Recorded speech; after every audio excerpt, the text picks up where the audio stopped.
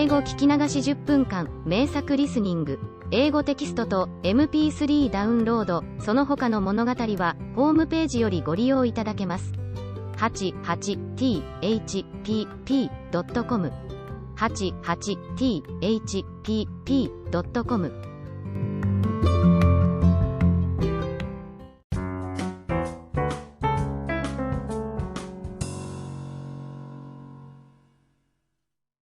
Rapunzel. There were once a man and a woman who had long in vain wished for a child. At length the woman hoped that God was about to grant her desire. These people had a little window at the back of their house from which a splendid garden could be seen, which was full of the most beautiful flowers and herbs.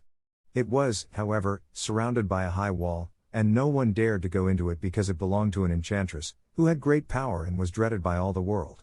One day the woman was standing by this window and looking down into the garden, when she saw a bed which was planted with the most beautiful rampion, Rapunzel, and it looked so fresh and green that she longed for it. She quite pined away, and began to look pale and miserable.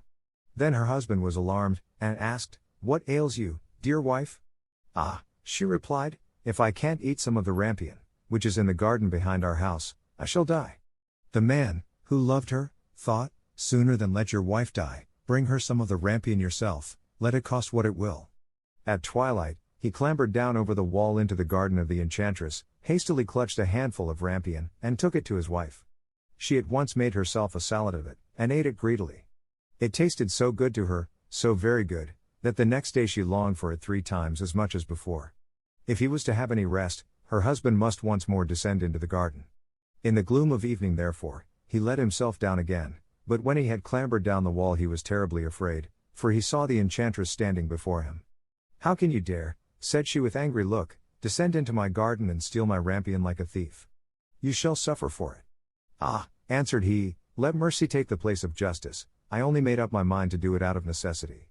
My wife saw your rampion from the window, and felt such a longing for it that she would have died if she had not got some to eat." Then the enchantress allowed her anger to be softened, and said to him, "If the case be as you say, I will allow you to take away with you as much rampion as you will, only I make one condition. You must give me the child which your wife will bring into the world, it shall be well treated, and I will care for it like a mother."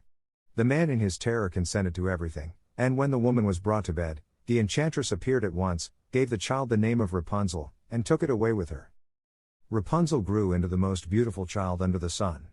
When she was 12 years old, the enchantress shut her into a tower, which lay in a forest, and had neither stairs nor door, but quite at the top was a little window. When the enchantress wanted to go in, she placed herself beneath it and cried, "Rapunzel, Rapunzel, let down your hair to me."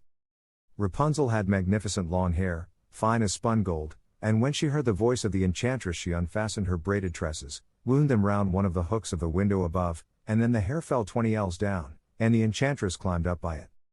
After a year or two, it came to pass that the king's son rode through the forest and passed by the tower. Then he heard a song, which was so charming that he stood still and listened. This was Rapunzel, who in her solitude passed her time in letting her sweet voice resound. The king's son wanted to climb up to her, and looked for the door of the tower, but none was to be found.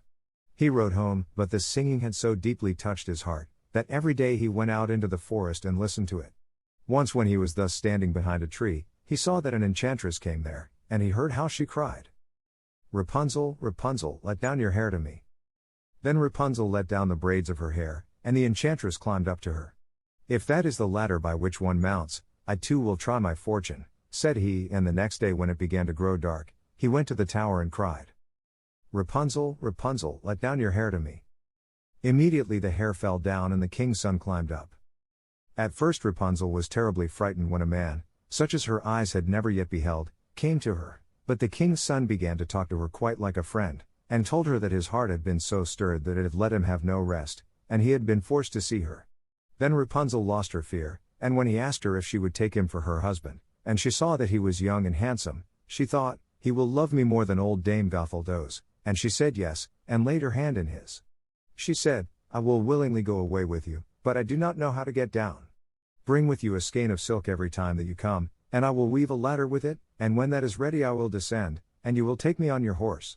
They agreed that until that time he should come to her every evening, for the old woman came by day. The enchantress remarked nothing of this, until once Rapunzel said to her, "Tell me, Dame Gothel, How it happens that you are so much heavier for me to draw up than the young king's son, he is with me in a moment. Ah! You wicked child, cried the enchantress. What do I hear you say? I thought I had separated you from all the world, and yet you have deceived me. In her anger she clutched Rapunzel's beautiful tresses, wrapped them twice round her left hand, seized a pair of scissors with the right, and snip, snap, they were cut off, and the lovely braids lay on the ground. And she was so pitiless that she took poor Rapunzel into a desert where she had to live in great grief and misery. On the same day that she cast out Rapunzel, however, the enchantress fastened the braids of hair, which she had cut off, to the hook of the window, and when the king's son came and cried, Rapunzel, Rapunzel, let down your hair to me. She let the hair down. The king's son ascended, but instead of finding his dearest Rapunzel, he found the enchantress, who gazed at him with wicked and venomous looks. Aha! She cried mockingly, you would fetch your dearest, but the beautiful bird sits no longer singing in the nest, the cat has got it, and will scratch out your eyes as well. Rapunzel is lost to you, you will never see her again. The king's son was beside himself with pain, and in his despair he leapt down from the tower. He escaped with his life, but the thorns into which he fell pierced his eyes. Then he wandered quite blind about the forest, ate nothing but roots and berries, and did naught but lament and weep over the loss of his dearest wife. Thus he roamed about in misery for some years, and at length came to the desert where Rapunzel, with the twins to which she had given birth, a boy and a girl, lived in wretchedness. He heard a voice, and it seemed so familiar to him that he went towards it, and when he approached, Rapunzel knew him and fell on his neck and wept. 2 of her tears wetted his eyes and they grew clear again, and he could see with them as before. He led her to his kingdom where he was joyfully received, and they lived for a long time afterwards, happy and contented.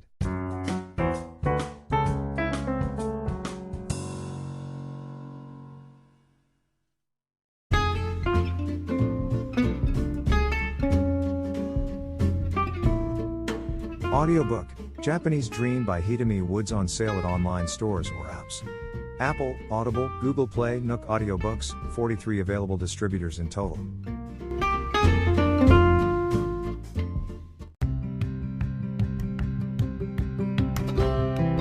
英語聞き流し10分間、名作リスニング。